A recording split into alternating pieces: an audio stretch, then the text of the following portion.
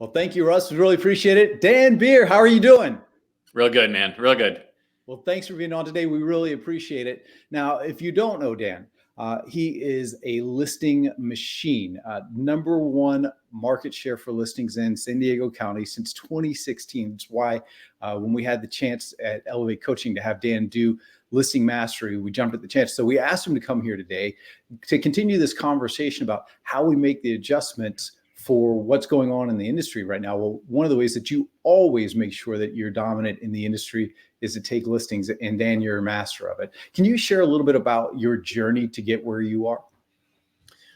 Well, the shortened version, just right, so I can just pack in as much value as possible for you guys, is in 2014, I didn't have really any listing market share whatsoever. I was all internet leads, buyers, and from time to time, I'd be lucky enough to bump into one of them that might, turn around and say, "Hey, will you sell that home for me that you sold me?" So I'd basically bump into an accidental listing from time to time. Aside from that, there weren't any. But I did end up with such an abundance of that side of the business that I eventually came to the day where you go to 2014, where I said, okay, that's it. I brought on someone that came into the business. He's become one of the most successful real estate agents in the country. He took over the buyer side of the business, and I was left with focusing on listings. The only problem is I didn't have any. So I was forced to apply all of my effort and energy into the listing side. And by 2016, I was listing more property than anyone in the county. And so I found that there's just so many, I learned so much through the process. I keep learning so much through the process now. I mean, it's always evolving. But I learned a ton about presentation, about marketing, about structuring a conversation, about influence, and so when you weave that into a listing presentation, that became my passion. And so we get the result that you just mentioned earlier. I bet you were learning a lot in 2 short years. That's a pretty big jump. So in all fairness, I'd started the learning earlier, knowing I wanted to get there, but I wasn't able to ever apply any of it because I was inundated with the buyer side. Well, isn't that a lesson? I mean, if you really want to focus on listings, you've got to get your buy side under control, whether it be through leverage like what you did, or at least setting boundaries with your buyers so that you can take back your time to focus on these things. So I'm curious, let's take it in stages. Let's talk first about setting the listing appointment, and how can I make sure that when I'm talking to a seller, that I'm going to get that listing appointment?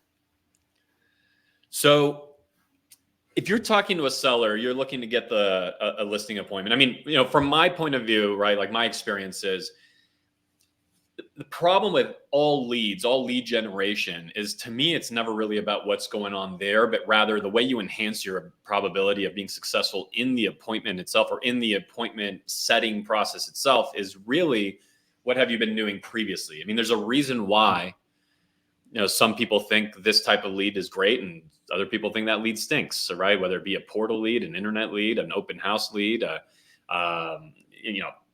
working with past clients. Some people love it, some people don't, but why? Why does everything tend to convert at a different rate for different people? Sure, it's the skill set in the conversation itself, and we can dive in there a little bit more, Bryon, but have you been communicating with your database, educating and informing them on a regular basis? I mean, I think that a real estate agent that does not see themselves as a marketer and because that person's just at a disadvantage. A marketer is somebody that's naturally going to study influence, that's going to study how to even structure. Like when you get obsessed with marketing, you start learning how to structure, even say, the subject line to an email, let's just say.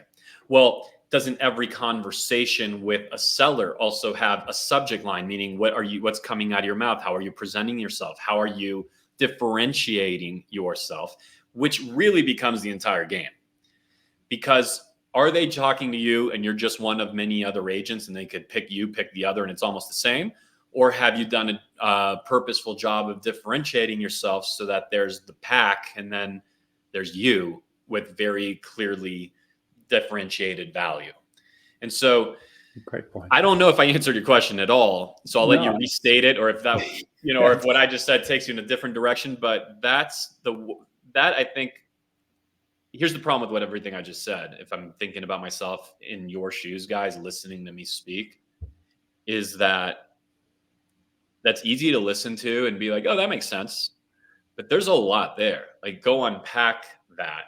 And that's, when we talk about, I set off on a journey to learn a lot and absorb all of the, whether it be the proximity to people that had gotten the result that I wanted to get in the real estate space, and just learning and communities and master. Like, I got obsessed with that because I understood how important it was, what I just mentioned.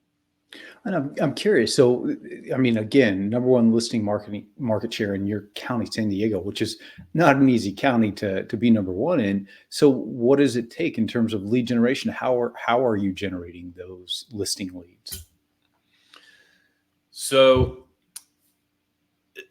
what I'm fully focused on right now is, you look at the very bottom of the funnel, and at the very bottom of the funnel, people are just like, all right, like, list my house.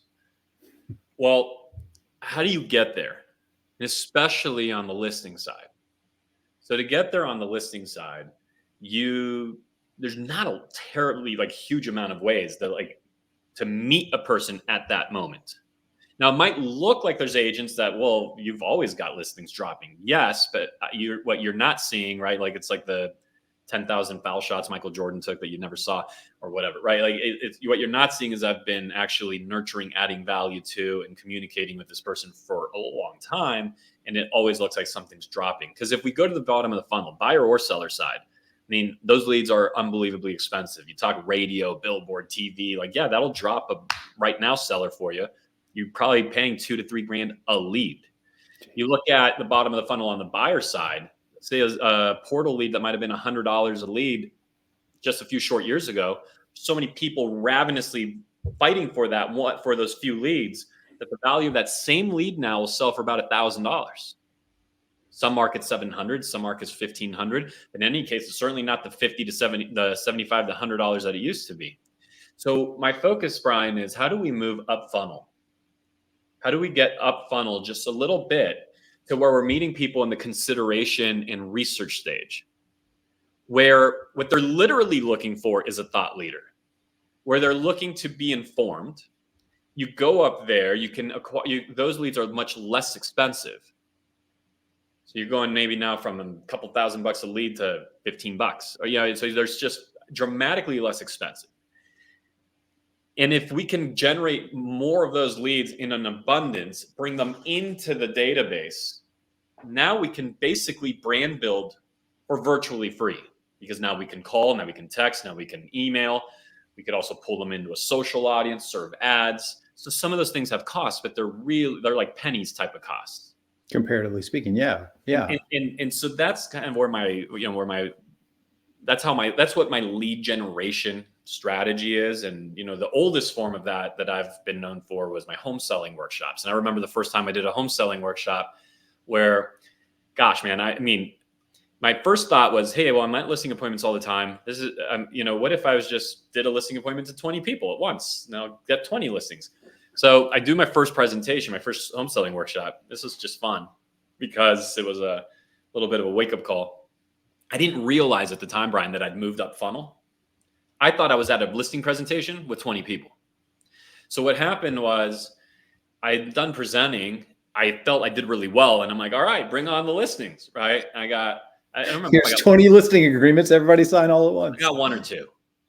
Okay. I converted maybe one more than in a normal listing appointment. What just happened here?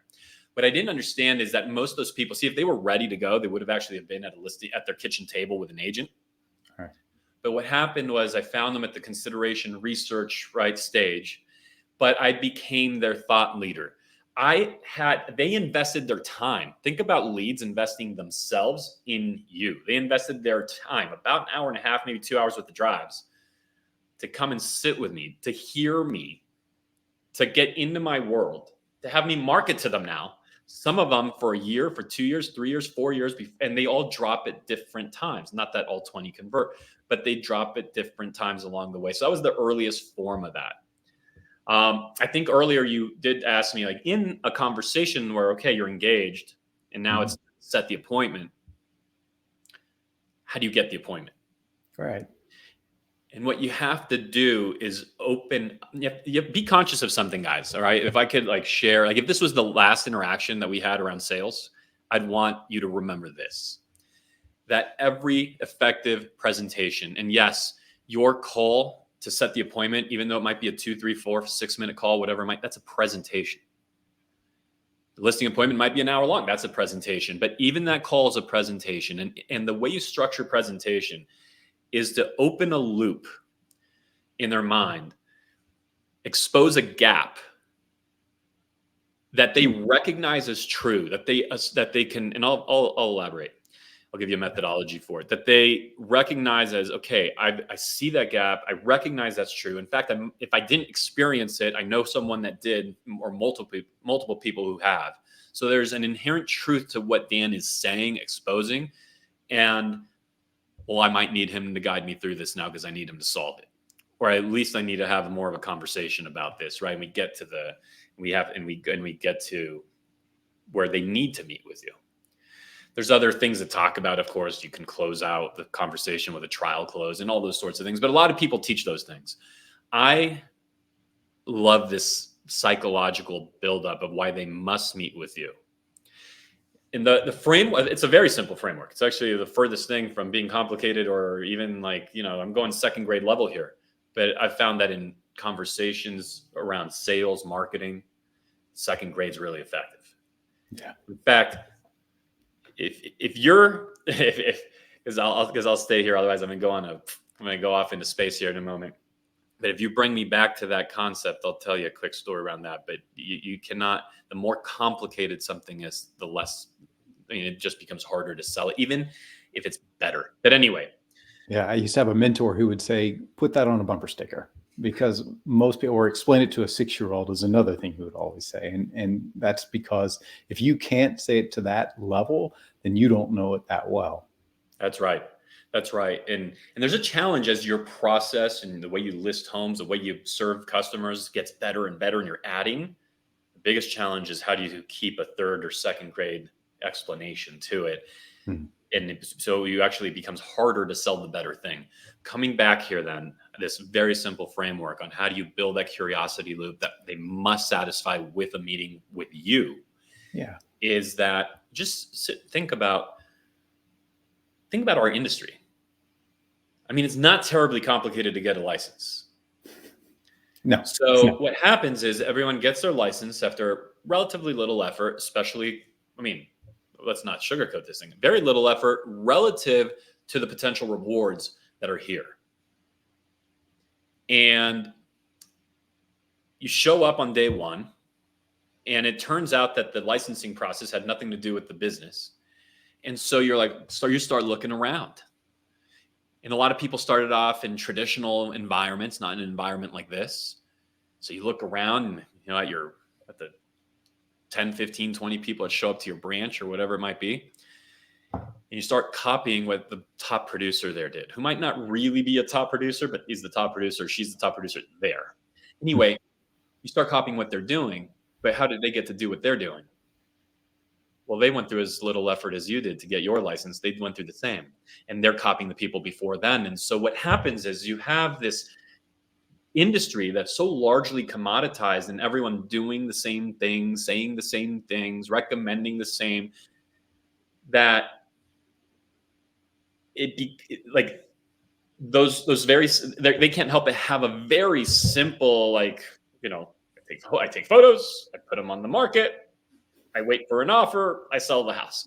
So if you can brainstorm in anything, though, we're talking sellers right now, think buyers, all agents basically put buyers through the same thing. So brainstorm, what do they all go through? What do buyers go through? What does a typical agent do? And what is the experience that a typical home seller will have? And if you notice, you'll start to see that all of that typical traditional process, there's shortcomings. They're doing that, but where are the gaps? Right? If they're taking the photos, putting them online, what do those photos normally look? Where are the gaps? What are the problems? What are the things that the consumer could be potentially left short with? And these are the things that you expose. So what do they all typically do? What are the pain points associated with what's normally done?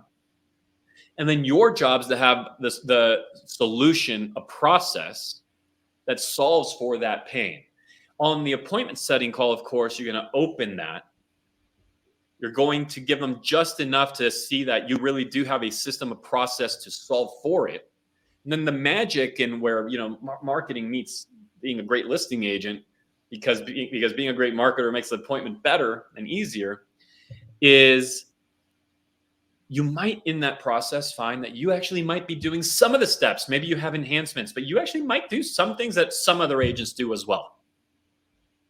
But what they haven't done is packaged it and named it. They haven't turned it into, in my case, it's a trademark process. So go find your own name.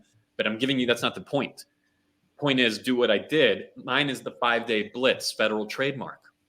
So I could be in a conversation with you, Bryon, expose some gaps and share with you, which is the very reason why people lean on us for our federally trademarked 5-day blitz, which has served X amount of families, or is the reason why the San Diego Business Journal recognized us. And I realize not everyone has that, right? Which is why we're seen as XYZ in our community, which is another thing. Too many people will go to the brag up front. The brag belongs as it's the on the back. Serve, provide value, open that gap, show them you're the guide, which is the reason why the Wall Street Journal recognized this among the 10. So it's the reason why. And that will make them crave an appointment. Love that. Long answer to probably 7 different questions you didn't ask.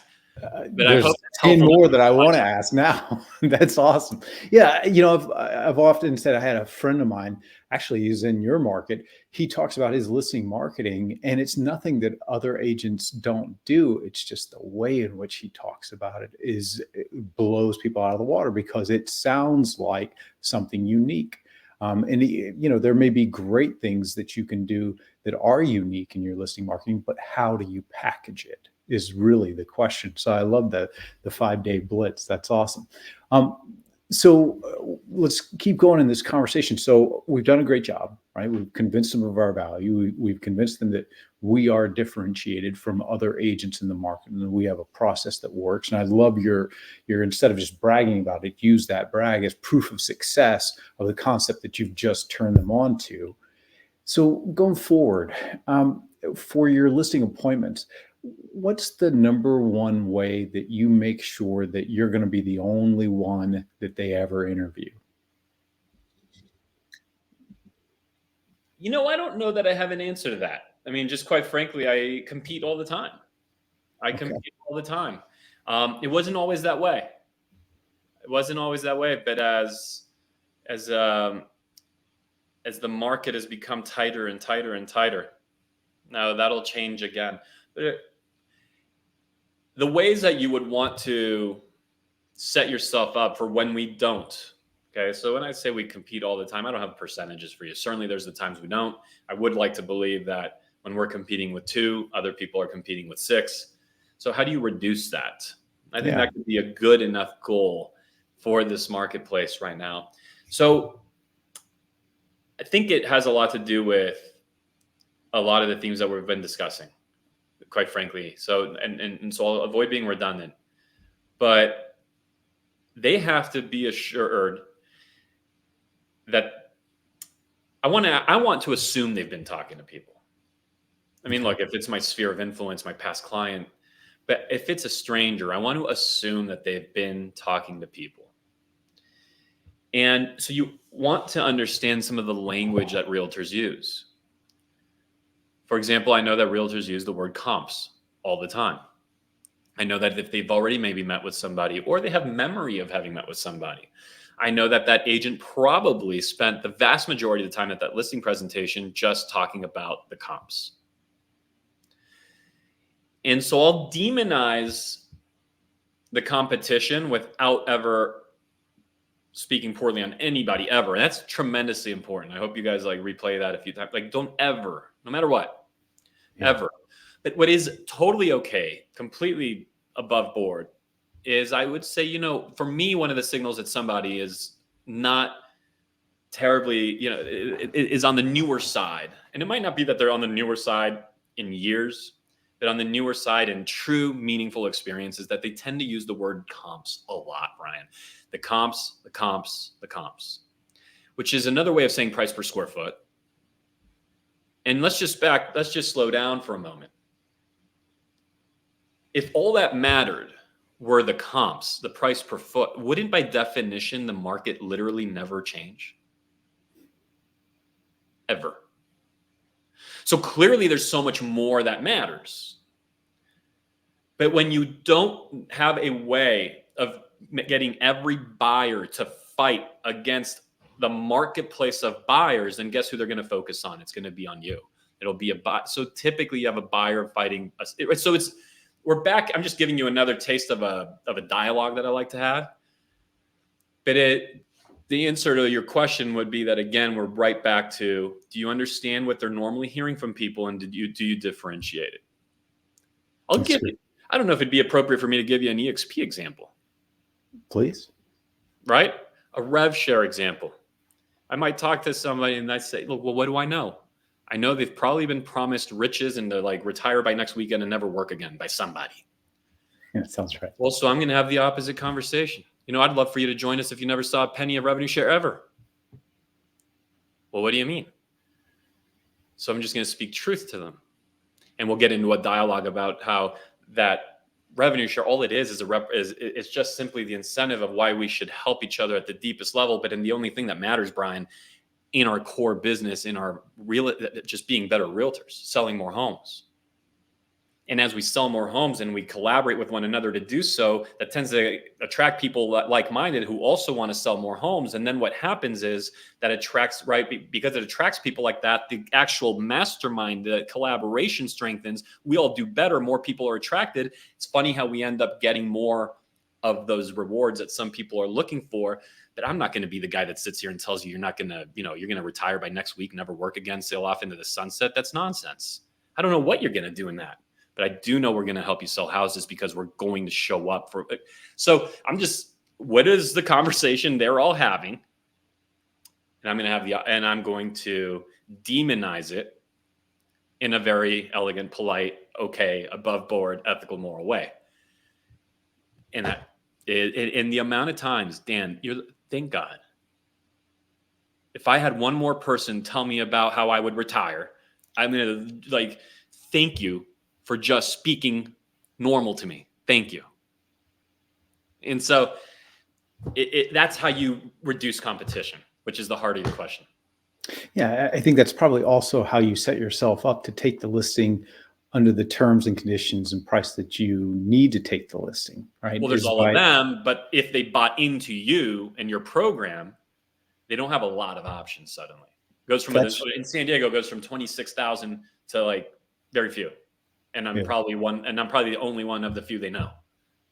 And that's a very important thing and by the way, I've been through the conversation with Dan about his program and the various aspects that he's going to be sharing through it. It's interesting. You and Kyle have attracted, thousands of agents to EXP, and the mastery level dialogue that you're just having comes from that kind of experience. The number of listings you've taken through your career, the mastery level dialogues that you're able to have about the nuances is just incredible. And I've been in this business 20 years, and in our conversations, my eyes have been open to a few things that I've never even heard before. So the program is called Listing Mastery. It's going to be 8 weeks. It's actually a 7-week program, but you're doing a bonus week at the end, which is cool. Starts July 11th. So a couple of weeks still to register. Go to expelevatecoaching.com to register for the program. And Dan, as always, man, just a master of it. Thank you so much for coming on. And give us that website one more time, Bryon. expelevatecoaching.com. And the program is called Listing Mastery. I'm pouring into this thing we are going to go stupid deep. It's going to be a lot of fun. I'm going to put all of it out there. So appreciate just this community, man. If I can give back to EXP and just help you guys get better, awesome. So thank you. Well, we really appreciate you for doing it. Thank you so much. All right, Russ, back to you.